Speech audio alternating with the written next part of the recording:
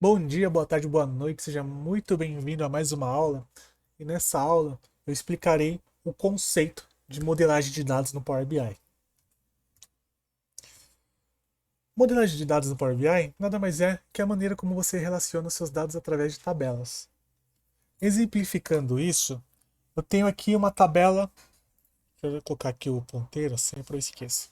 Eu tenho uma tabela dimensão produto, que é a minha tabela de cadastro de produto. Eu tenho minha outra tabela, minha fato vendas, que é onde acontece todos os meus registros de vendas. Porém, eu não tenho a descrição do produto. Eu quero saber qual foi o produto mais vendido, por exemplo, eu não tenho a descrição do produto, eu tenho somente o código do produto.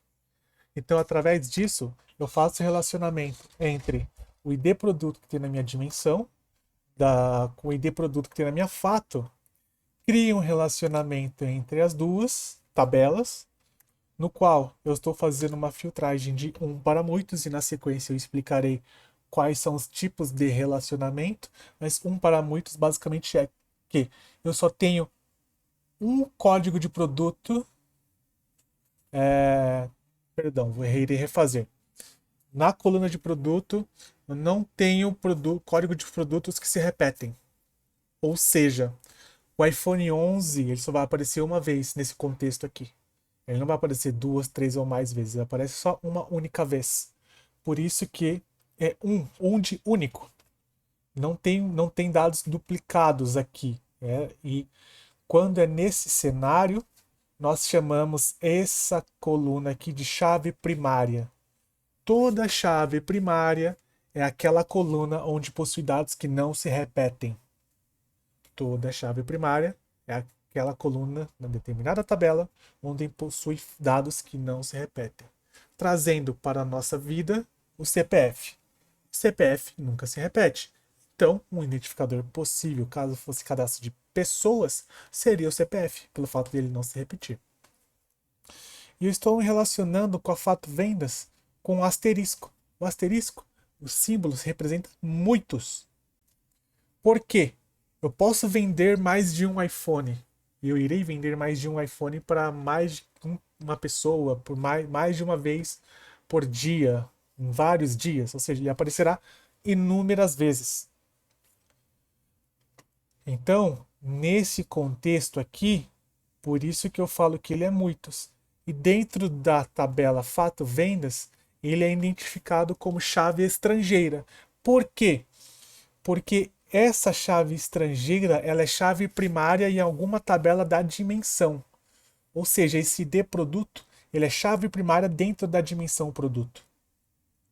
Porém, como ele comparece várias vezes dentro da fato vendas, por isso que o relacionamento dele é para muitos e ele é uma chave estrangeira.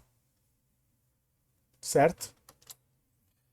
E a partir de um relacionamento entre duas tabelas, cria-se a possibilidade de consumir as informações nas duas tabelas e chegar corretamente ao resultado final. Ou seja, eu posso criar um visual onde eu tenha a descrição, o ID produto e a descrição do produto da minha tabela de produto como o valor final da minha fato vendas.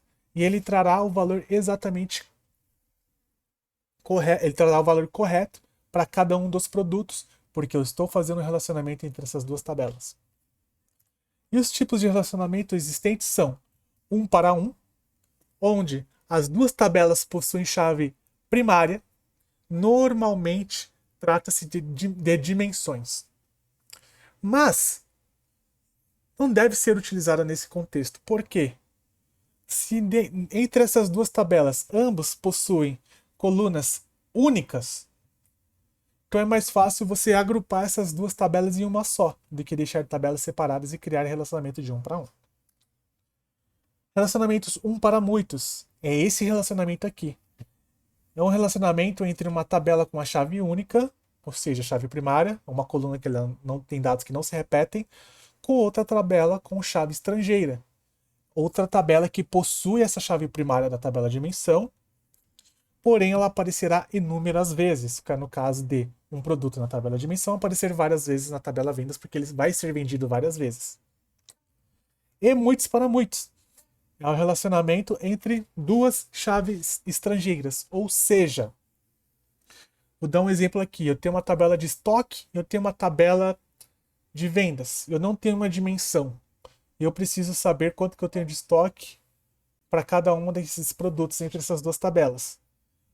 O produto ele vai aparecer várias vezes no estoque, assim como vai aparecer várias vezes na tabela de vendas. Como ele vai aparecer várias vezes entre as duas tabelas, o relacionamento é muitos para muitos. E tem qual é a direção que você define esse relacionamento. Se uma tabela irá filtrar a outra, que nesse caso aqui, a tabela dimensão está filtrando a tabela vendas, ou seja, é a direção única, ou eu posso ter uma direção ambas, que ambas tabelas se filtram, que é aplicado dentro de muitos para muitos. O sentido também é importante ser definido e sempre defina que a tabela de dimensão irá filtrar a fato. Isso é a mais pura verdade. Porque eu quero saber quais são as vendas do produto que eu tenho cadastrado. Certo? Eu não quero saber os produtos que venderam se eles estão cadastrados. Porque se eu vendi esse produto, automaticamente ele está cadastrado. Então ele tem que estar na minha dimensão produto. Então sempre uma dimensão vai filtrar uma fato. E como eu citei, os tipos de direções de relacionamento são ambas, ou seja, ambas as tabelas se filtram. Isso utiliza-se normalmente entre duas fatos e não é comumente utilizado. E o sentido único. Por mais que eu esteja muitos para muitos, eu posso definir que uma tabela filtra a outra, que é o normalmente que nós utilizamos. E aí nós setamos qual é o sentido. Se vai filtrar da direita para a esquerda, da esquerda para a direita e assim por diante. E, basicamente, no Power BI, esse é assim que utiliza-se a modelagem. Essa é a parte teórica.